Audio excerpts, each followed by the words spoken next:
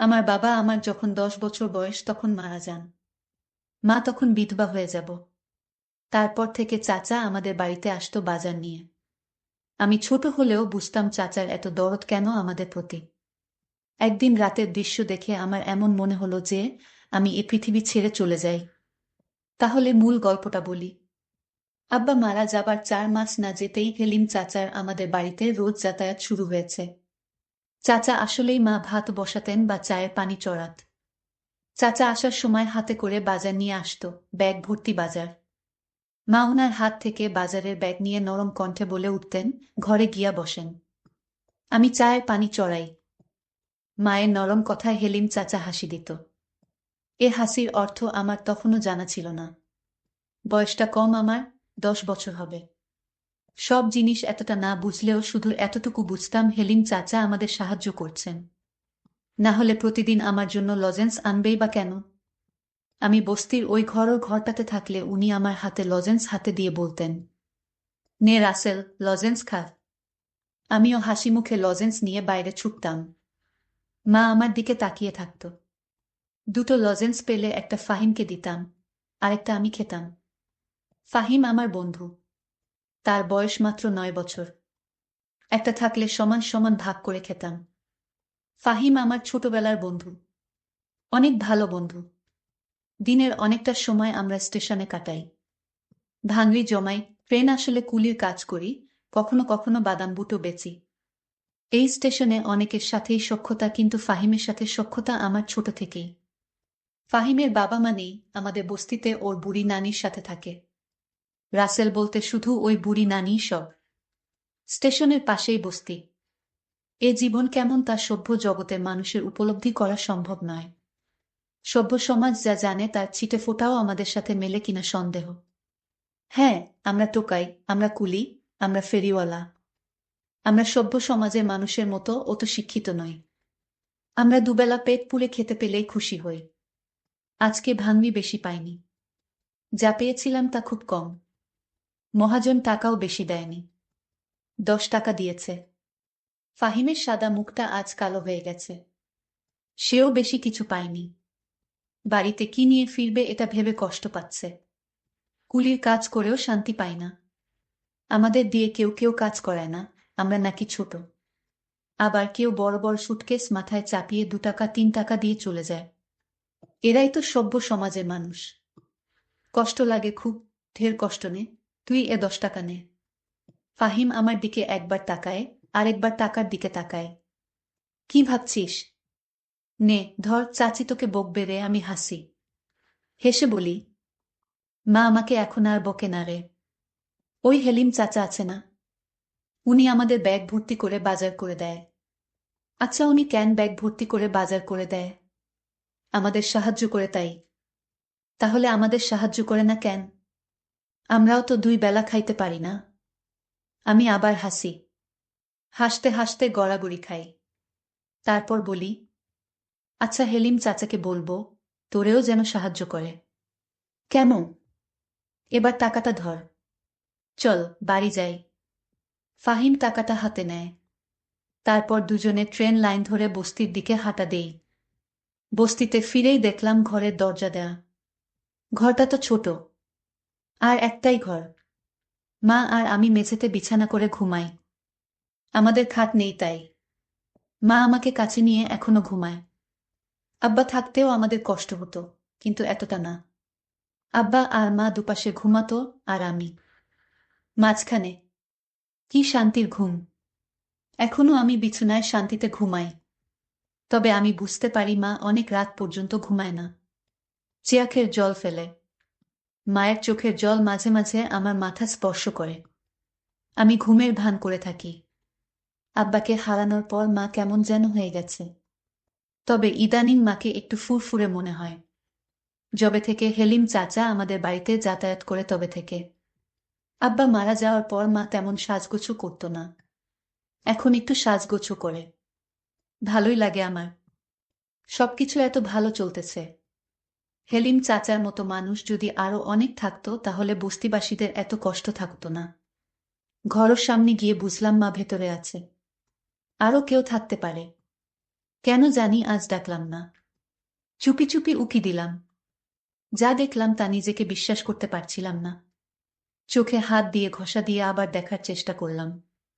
যা দেখছি তাই সত্যি। মায়ের সাথে হেলিম চাচা ঘরে বসে গল্প করছে। মনে হচ্ছে তারা দুজন কত দিনের চেনা। আমি ধরাত করে বসে পড়লাম।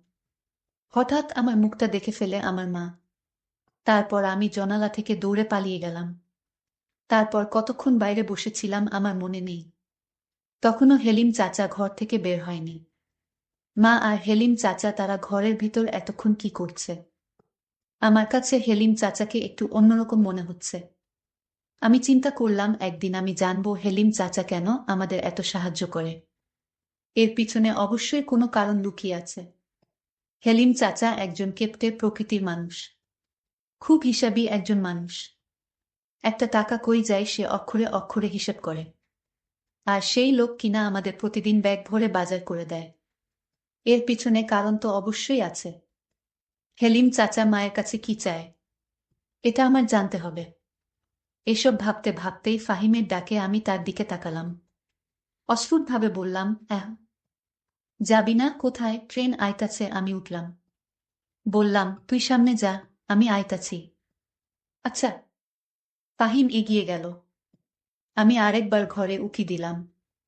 শুয়ে থেকে দুজন যেন কি পরামর্শ করছে। চুপচাপ আমি ফাহিমকে অনুসরণ করতে লাগলাম। কয়েকটা ব্যাগ ধরতে পারলে ফাহিমের আজকের খাওয়াটা হয়তো হয়ে যাবে। আমার না খেলেও চলবে।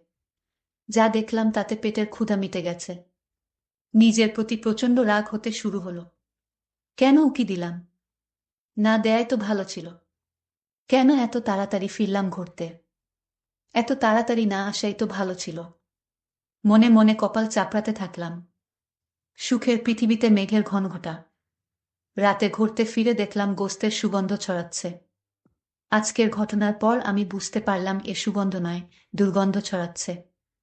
আমার ভীষণ বমি পাচ্ছিল। নিজেকে ঠিক রেখে ঘুরতে ঢুকলাম। হেলিম চাচা চলে গেছে। হেলিম চাচা যেখানে বসেছিল সেই জায়গাটা দেখে আমার খুব খারাপ লাগছে। মা পেছন থেকে ডাকে, রাসেল, কি রে বাপ? কি হয়েছে তোর? আমি কোনো কথা না বলে চুপ থাকি।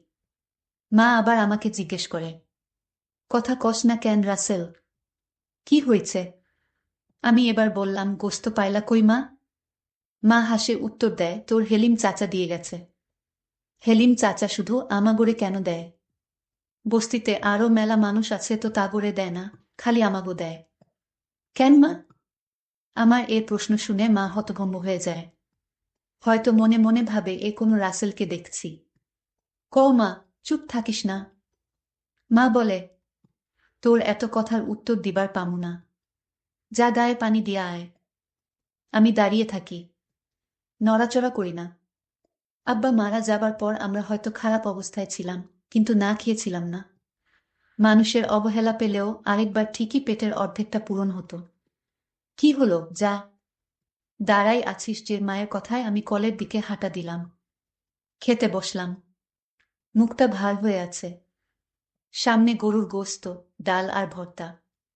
আমি শুধু ডাল আর ভর্তা নিলাম। মা অবাক হয়ে জিজ্ঞেস করল, গোস্ত নিলি না বাপ? আমি স্বাভাবিকভাবে বললাম, না মা। কেন?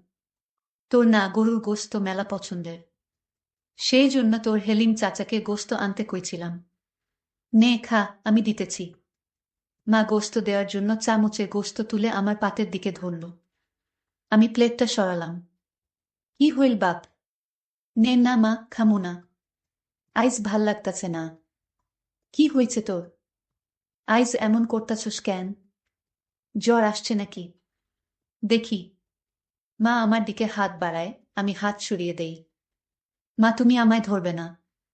মা, হেলিম চাচারে আর গোস্ত আনতে কইও না। আমার ভাল লাগে না গোস্ত। আমার আজকের কথাবার্তা শুনে মা কিছুটা অবাকই হয়েছে। আমি তার দিকে তাকাইনি। শুধু ডাল আর ভর্তা দিয়ে চুপচাপ ভাত খেয়ে শুয়ে পড়লাম।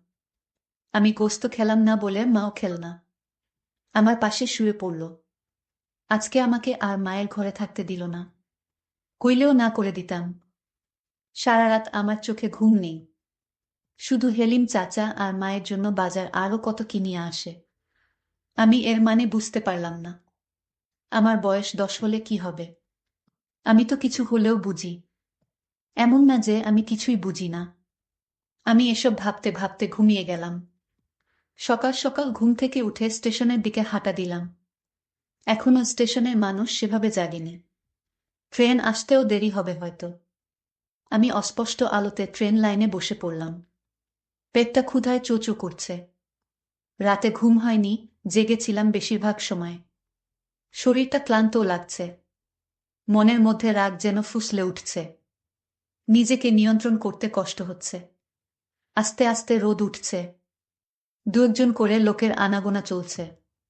রোদের ঝিলিক গায়ে লাগতেই অসম্ভব ভালো লাগা কাজ করছে। গতকাল ওই ঘটনার পর এই প্রথম ভালো লাগছে। হঠাৎ কার যেন স্পর্শ অনুভব করলাম। পেছনে ফিরে তাকালাম। মা! কি রে বাপ, সকাল সকাল এখানে কি করস? এ কথা বলে মা আমার পাশে বসে পড়ল। আমি নিজেকে নিয়ন্ত্রণ করার চেষ্টা করছি, যাতে মা কিছু বুঝতে না পারে। কে যেন বলেছিল মা খারাপ হলেও সে মা। মায়েদের কাছে তাদের সন্তানরা রাজপুত্র। আমি জানি মা আমাকে কতটা কষ্ট করে মানুষ করছেন। হঠাৎ বাবার মৃত্যুটা আমাদের ভীষণভাবে কষ্ট দিয়েছে। মাকে আমি ভালোবাসি, খুব ভালোবাসি। আমি মায়ের দিকে তাকালাম। সকাল সকাল ঘুম ভাঙল তাই এইখানে বইসা আছি।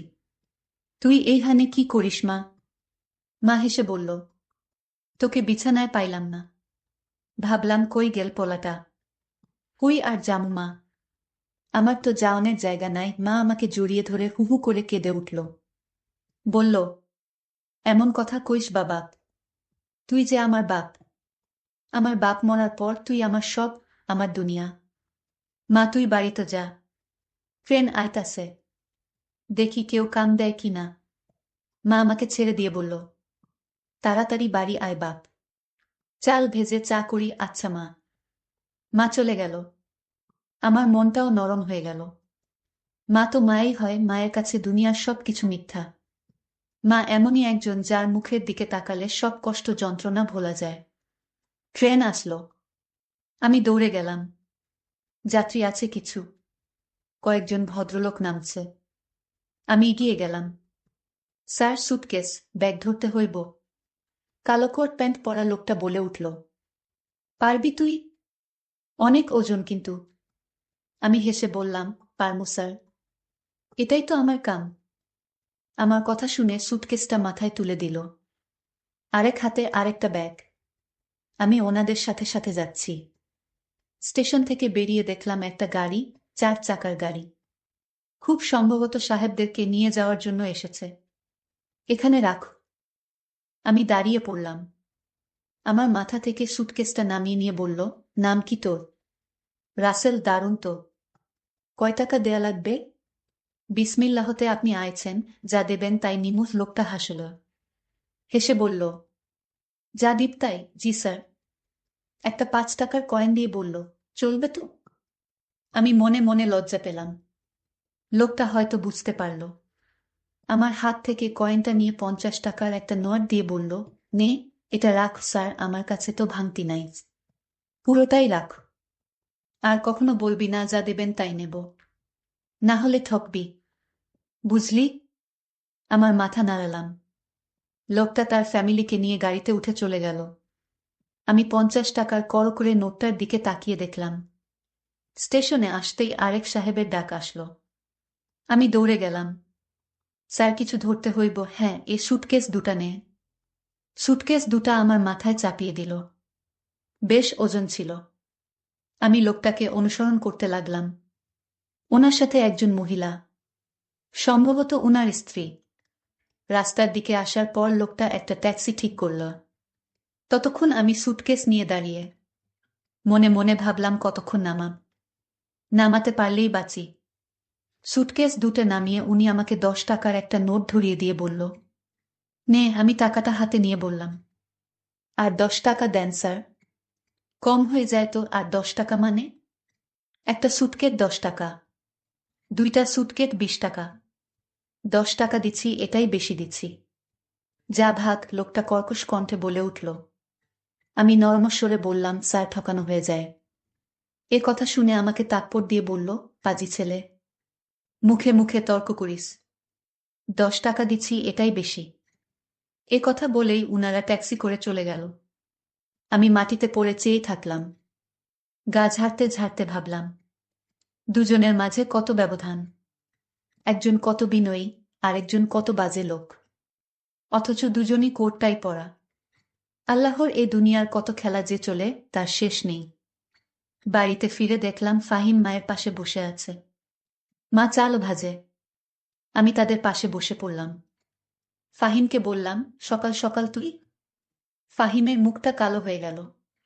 মনমরা হয়ে বলল, দাদির জ্বরটা বাড়ছে। বিছানা থাকি উঠবার পারে নাই। ক্ষুধাও লাগছে। ফাহিমর কথায় মা বলল, দুপুরবেলা এখানে ভাতও খাইস ফাহিম। জেঠাইমার জন্য নিয়াও যাইস। ফাহিম এবার একটু স্বস্তির নিঃশ্বাস ফেলল। আচ্ছা চাচি। চা আর চাল ভাজা খেয়ে ফাহিম সহ স্টেশনের দিকে ছুটলাম। কিছুক্ষণ পর ফাহিম বলে উঠল, তোর পেছনে ধুলা কেন? আমি পেছনে ফিরে তাকালাম। দেখলাম সত্যি সত্যি অনেক ধুলো। ঝাড়তে ঝাড়তে বললাম, এক সাহেব বেটায় ধাক্কা দিয়ে ফেলে দিছে। ধাক্কা মারছে কেন? 2টা সুটকেস জন্য 10 টাকা দিচ্ছিল। 20 টাকা চাইতে ধাক্কা মারল। ফাহিমর মনটা খারাপ হয়ে গেল। আমি জানি আমার জন্য ওর অনেক মায়া, অনেক টান। অনেক ভালোবাসে ও আমায়। আমি 50 টাকার নোটটা বের করে ওর হাতে দিয়ে বললাম, নে ধর। 50 টাকার নোট দেখে অবাক হয়ে আমার দিকে তাকালো। এত সকাল সকাল 50 টাকা কই পাইলি? আমি সহাস্য মুখে বললাম। আরেক সাহেব বেটায় খুশি হয়ে দিছে। নে ধর, দাদির জন্য ওষুধ কিনিস। মুহূর্তেই ফাহিমর মনটা ভালো হয়ে গেল। হাসি মুখে বলল, বিকেলে বাড়িতে ফিরে দেখলাম চুলোর পাশে হেলিম চাচা বসে আছে। মা চুলো ধরিয়েছে। আমি আসার আগে বাড়ির আড়াল থেকে এতটুকু শুনলাম যে মা হেলিম চাচাকে বলছে, আপনি এ বাড়িতে আসবেন না। মাইনসের কথা শুনতে হয়, মাইনসি কি তেরে ভাত দেয় পারুল? পারুল আমার মায়ের নাম। তাও হেলিম চাচা বলল, চল কাজী অফিসে, তোকে বিয়ে করে ফেলি, রানী করে রাখব তোকে। আমার বিয়ের ইচ্ছা নাই। তাইলে কি বিধবা হয়ে থাকবি? এ কথা শুনে মা চমকিত হয়ে গেল। হেলিম চাচার দিকে বিষণ্ণ দৃষ্টিতে তাকালো। মায়ের এ চাহনি দেখে আমার মায়া হলো, বড় মায়া। হেলিম চাচা বলে উঠল, বিয়া করতে চাইতাছি, তাও তোর হয় না। নাকি আমার বাড়িতেও আমার আরো বউ আছে, যে তোরে সুখে রাখবো না? তাহলে আমার রাসেলের কি হবে? রাসেলকে নিয়া ভাবিস না, ওই তো আমার পোলার মতো। এই কথা শোনার পর আমার মেজাজটা খারাপ হতে লাগলো। বাড়িতে কিভাবে যাব সেটা নিয়ে ভাবতে লাগলাম। যাব কি যাব না সেটা নিয়ে দোটানায় পড়ে গেছি। শেষ পর্যন্ত গেলাম। আমাকে দেখে হেলিম চাচা বলে উঠল, আরে বেটা, কি খবর? কাম কাজ সব ভালা তো? হুম ভালা। মিছেমিছি বাড়িতে ঢুকে কিছুক্ষণ পর বের হয়ে আসলাম। বাইরে লোকটা মায়ের সাথে তার ব্যবসা নিয়ে কথা বলছিল। আমি জানি আমি না থাকলে অন্য কথা বলতো। এখন বাজে লোক মনে হয় তাকে। আমাকে দেখে বলল, নে লজেন্স খা। আমি বললাম, আমি লজেন্স খাওয়া ছাইরা দিছি, তাহলে তোর লাইগা কি আনুম? কিচ্ছু না। একথা বলে আমি হাঁটা দিলাম। মা পেছন থেকে তাকে, বাপ খাইয়া যা। আমি পেছনে না ফিরে বললাম, পরে খামু। মনে মনে ভাবলাম, থাকো তোমরা সুখে, আমার যেদিকে চোখ যায় সেদিকেই চলে যাব। মা তখন দৌড়ে এসে আমাকে একটা চড় দিয়ে বলল, আমি যা করেছি তোর সুখের জন্যই করেছি। তোর বাপ মইরা যাওয়ার পর যদি তোর চাচা হেলিম আমাদের না সাহায্য করত, তাহলে আমরা ভিক্ষা করতে হতো রাস্তায় রাস্তায়। আর তোর চাচাকে তুই যেরকম খারাপ ভাবিস সে ততটা খারাপ না। তুই মাঝে তোর চাচা আর আমাকে রুমে দেখতে পেয়ে বাজে ভাবে নিছিস। আসলে তোর চাচা তোর বাবার স্মৃতি নিয়ে আমার সাথে কথা বলতো আর আমাকে সান্ত্বনা দিত। আল্লাহ যা করে তা ভালোর জন্যই করে। তোর হেলিম চাচা আমাদের পাশে না থাকলে যে আমাদের কি হতো? বাপ তুই রাগ করিস না। হেলিম চাচা বলল, ঠিক আছে ছেলে, যেহেতু চায় না আমি তোমাদের সাহায্য করি, তাহলে আমি আর আসব না। আমার তো বউ সন্তান কিছু নাই। ভাইজান মারা যাওয়ার পর আপন বলতে আপনি ছাড়া আর কেউ ছিল না। আমি তোমার নামে আমার সমস্ত সম্পত্তি লিখে দিয়েছি। তোমরা মা ছেলে ভালো থাকো। আমি চলে যাই। মা তখন আমাকে বলল, বাপ, তুই যেদিন তোর চাচাকে আমার ঘরে দেখে সন্দেহ করেছিলি, ওই দিন তোর চাচা আর আমি পরামর্শ করে আমার নামে সমস্ত কিছু লিখে দিয়েছে তোর চাচা। আমি নিহে চাইনি। তোর চাচা বলল, আপনি আর রাসেল ছাড়া কি আছে আমার, আমি আপনার নামে সমস্ত সম্পত্তি লিখে দিলাম। আর তোর চাচা তো তোর বাপের আপন ভাই, তাহলে তার সাহায্যে পেলে ক্ষতি কি? চাচা তো বাপের সমতুল্যই। তুই আমাদের যেরকম ভাবছিস আমরা আসলে তেমন না, এটা তোর ভুল ধারণা বাপ। আমি কোনো পাপ করিনি। মায়ের কথা শুনে আমি হেলিম চাচাকে জড়িয়ে ধরে কাঁদতে শুরু করলাম আর বললাম, চাচা, আমি তোমাদের ভুল বুঝেছিলাম, মাফ কইরা দিও আমায়। বন্ধুরা, গল্পটি কেমন লাগলো তা কমেন্ট করে জানাবেন। ধন্যবাদ।